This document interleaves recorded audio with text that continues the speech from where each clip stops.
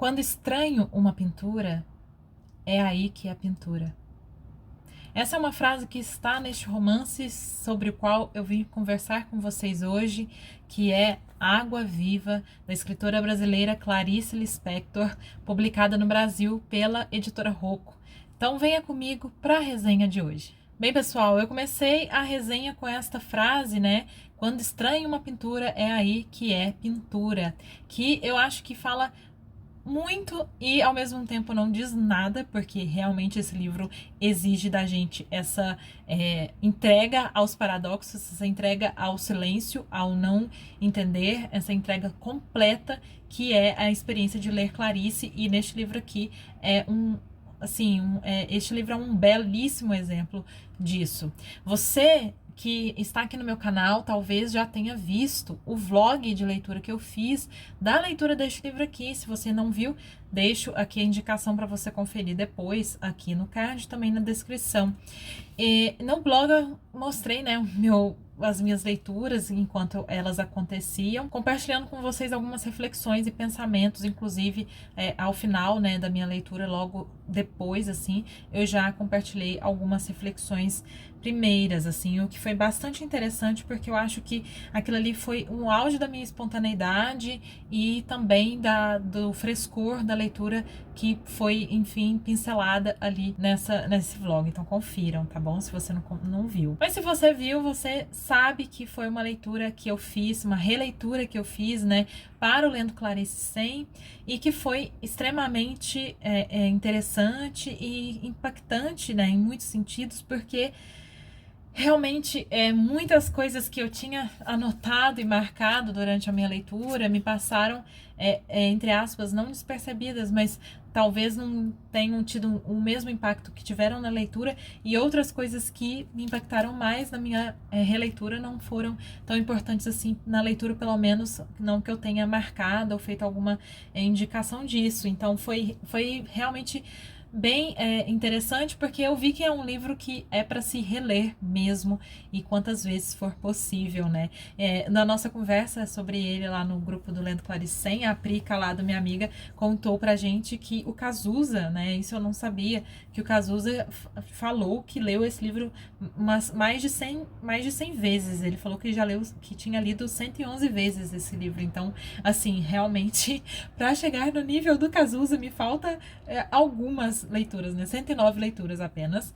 Mas, enfim, para mim, realmente, essa releitura foi bem interessante. Neste livro aqui, gente, é difícil a gente falar sobre ele, que não seja passando pelo nosso corpo, pela nossa experiência corporal e pela nossa experiência de entrega mesmo, sabe? De entregar-se àquilo que está sendo dito naquele momento. Porque é uma tentativa da Clarice, ao meu ver, de fotografar, ou melhor, de pintar uma tela, quem sabe, do instante já, do momento presente, do agora, da vida, né? Porque a vida é isso, né? Esse instante já que a gente mal pode olhar para ele, a gente mal pode fotografá-lo, a gente mal pode escrevê-lo, né? Porque tão rápido, porque tão, sabe, passageiro, e aqui já acabou o instante já e já começou outro. Então o presente é sempre o futuro, né? Então tem muito essa característica aqui nesse livro, de uma tentativa de busca de captar na vida mesmo, né? Captar a vida através de palavras e de silêncios. Eu acho que aqui esse livro, principalmente porque essa questão do silêncio é muito presente na obra da Clarice como um todo, mas essa obra eu acho que é realmente relevante a gente pensar sobre isso, né? O que não é dito, o que não é possível através da palavra, embora a palavra seja uma ferramenta pra gente, né, como ser humano social, de se expressar, né, que a gente encontra. E a narradora aqui, né, que é em primeira pessoa, ela é uma pintora, e isso é interessante porque no momento em que a Clarice escreve esse livro, que já na década de 70, né, ele foi publicado em 73, a Clarice já era uma escritora renomada, conhecida, e ela se arriscava já à pintura, né? Ela estava no momento de tentar a pintura mesmo, que é algo que ela gostava de fazer. E que ela experimentou já um pouco mais velha, né? Então, assim, é interessante que aqui a gente encontra essa narradora e ela faz muito paralelo entre o escrever e o pintar, né? E mesmo quando isso é feito de modo subentendido, né? Que ela deixa subentendido aqui esses paralelos.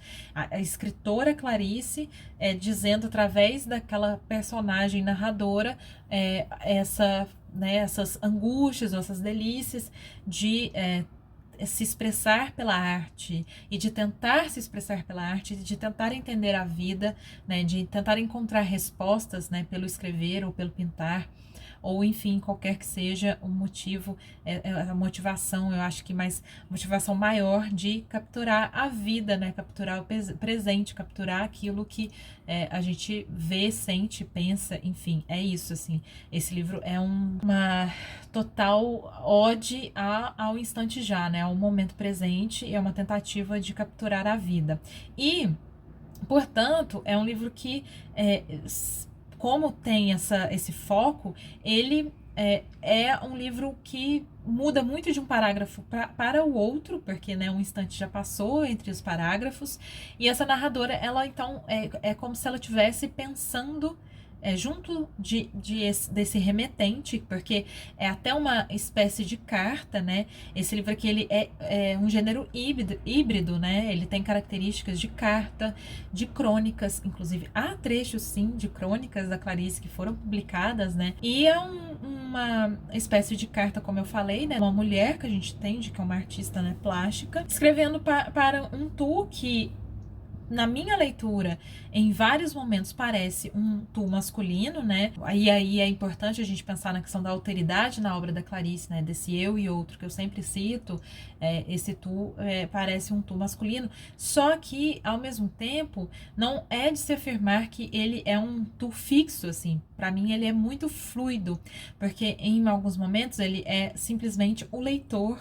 E aí a leitora também da Clarice, não daquela narradora, e também pode ser, enfim, a humanidade, ela escrevendo, né, para a humanidade e até para ela mesma. Então, assim, é um tu realmente muito fluido, sabe? Então, essa escrita dela é de tentativa de capturar esse presente, então ela vai contando o que ela vê, o que ela sente, reflexões do momento, e por isso o fluxo de consciência é extremamente forte aqui neste livro.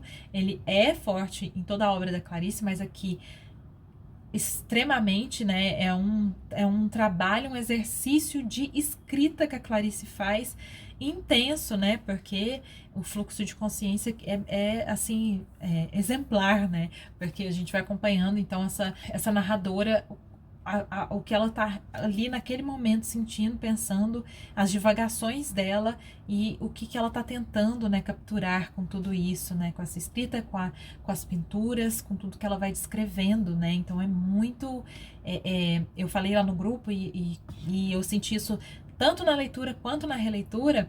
Inclusive, quando eu estava lendo, eu estava pela primeira vez, eu estava em Alagoas, né, que a Clarice chegou por Maceió ao Brasil, então foi muito importante, assim, para mim, e eu estava numa praia.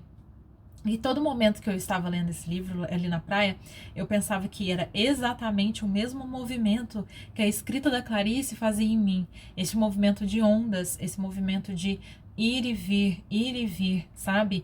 E esse som que é contínuo, só que ele tá o tempo todo assim mudando.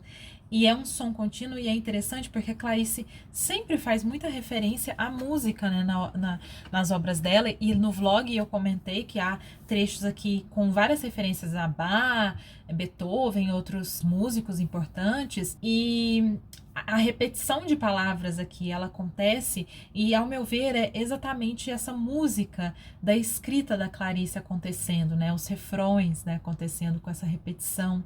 E, ao mesmo tempo que é uma repetição, é tão repentina a mudança de um tópico para o outro, né? Então, de repente, ela tá aqui falando que tá escrevendo e que tá um dia assim, assim, assado, e aí ela começa a falar das flores e começa a descrever as flores como se fossem pessoas.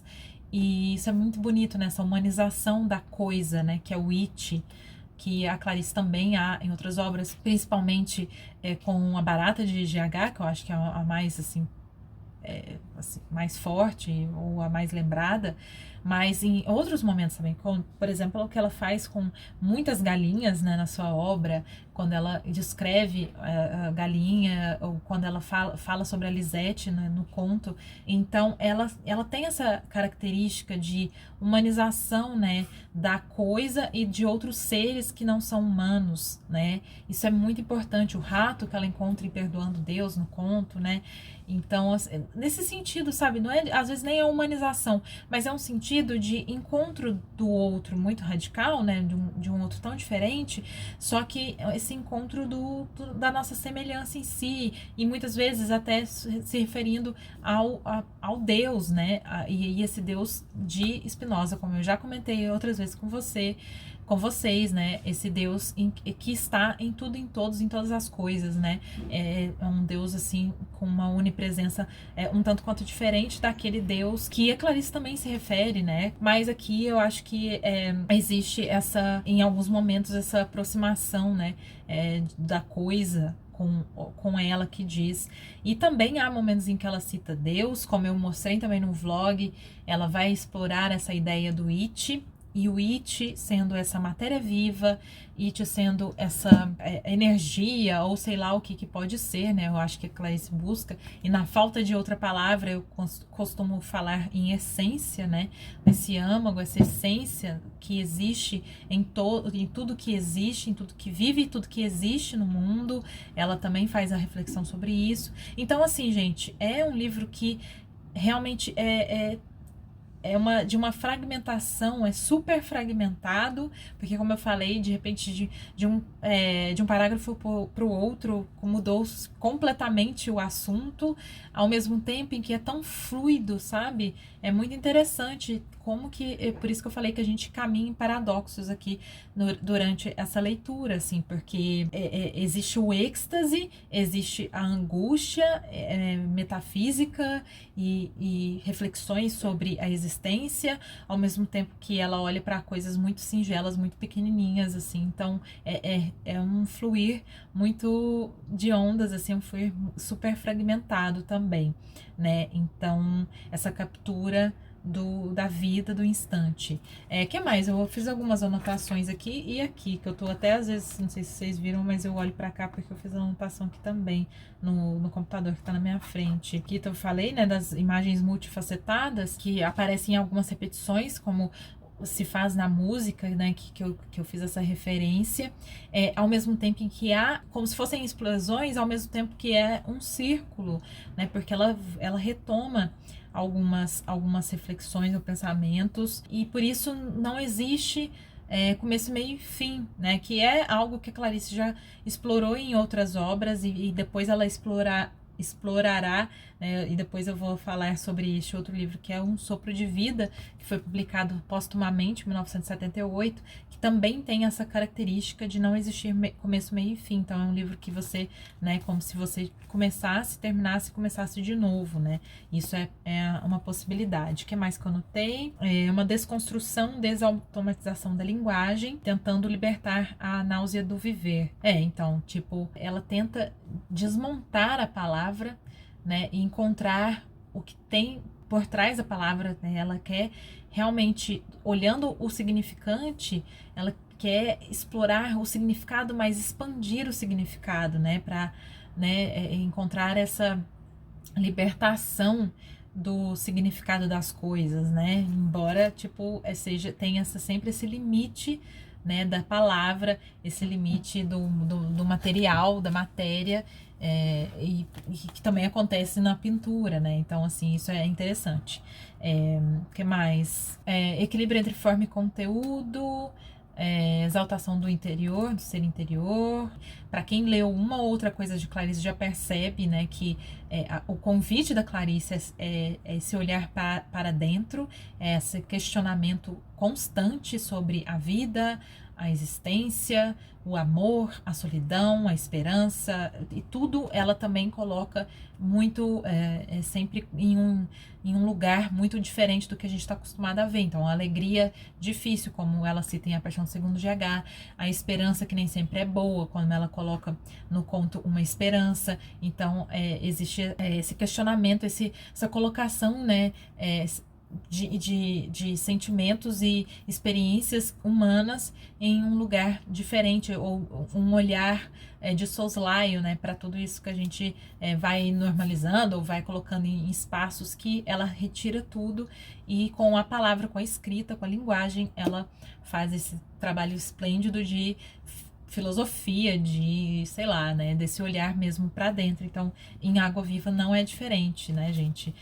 Realmente tem essa clariciana total aqui nesse livro. E aqui, como eu falei também, existem alguns momentos em que a Clarice, escritora, se confunde com a personagem narradora, né? E isso ela fez aqui, e depois em 77, no romance A Hora da Estrela, também tem essa característica de a voz da escritora ela se misturar, se confundir com a do narrador. Na Hora da Estrela é o Rodrigo SM, e aqui ela se confunde também, até como eu falei, com esses paralelos que ela faz entre a pintura e a escrita, né? Então, por isso que existe essa confusão, entre aspas, entre as vozes delas. Então, para quem já leu muito Clarice, ou para quem sabe um pouco da sua vida, tem essa confusão, porque há pequenas pinceladas autobiográficas, e, como eu falei, dá para reconhecer alguns trechos de crônicas.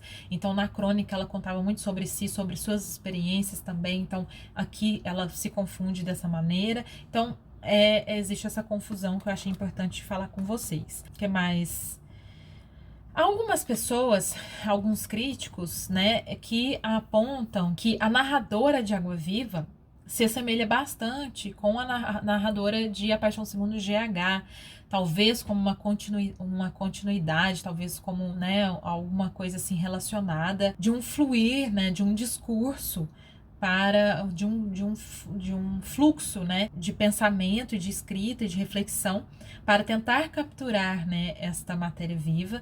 Bom, continuando, gente, eu tive que mudar um pouco a câmera aqui de lugar, porque a bateria do meu celular estava acabando, então vocês me desculpem essa mudança radical aqui, mas só pra gente continuar aqui com a nossa conversa sobre Água Viva. Então, eu tava falando sobre essa questão da narração, né, entre Paixão Segundo GH, também fiz um paralelo com A Hora da Estrela, mas enfim, isso é só para vocês que já leram também, ou que têm interesse em conhecer a obra da Clarice, perceberem, né, esse movimento da escritora mesmo, né, nesse trabalho de como contar história. Vejo muito que é uma reflexão sobre a escrita mesmo, sabe? Uma reflexão sobre o escrever, essa tentativa que nós escritores, ou sei lá, que os escritores têm de conseguir capturar a existência, capturar as experiências, né?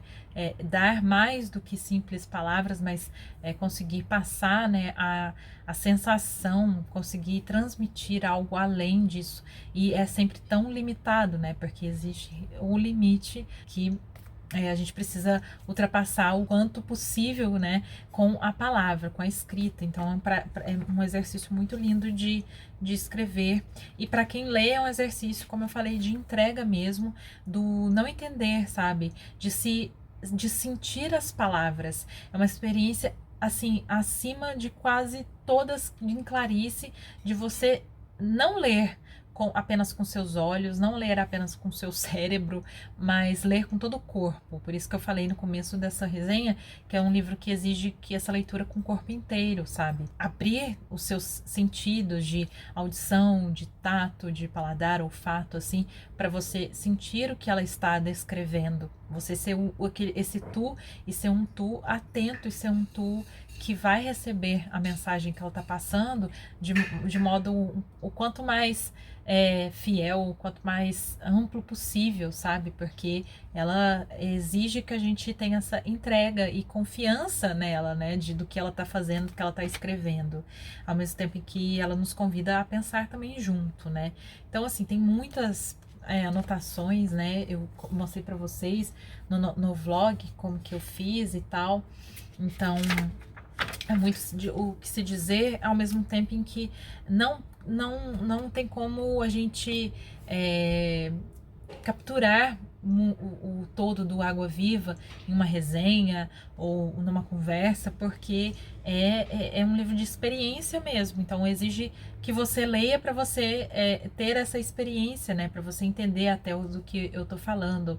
Mas outras características que é legal de citar aqui, que são importantes de citar e que tem muito assim da Clarice, né, Lispector, que eu anotei, são esses elementos da natureza, né? Então tem um momento em que ela descreve, né, como a gata pare o seu filhote e como a placenta se enche, né, de energia e substância para amamentar e cuidar daquele filhote, outros animais que aparecem, o cavalo, como muitas outras vezes aparece aqui, né, esse cavalo selvagem. Também há essa atmosfera mística em muitos momentos, e mítica também. Então essa reflexão sobre o Deus, né, essa reflexão sobre o Deus que está presente na natureza, nas coisas, e sobre outros seres, né, meio mitológicos, aqui que ela cita gnomos e outros seres. Então existe em alguns momentos, essa atmosfera do místico, que é essa atmosfera do selvagem, do misterioso de Clarice, né, que ela trabalhou tanto durante toda a sua obra, da sua vida.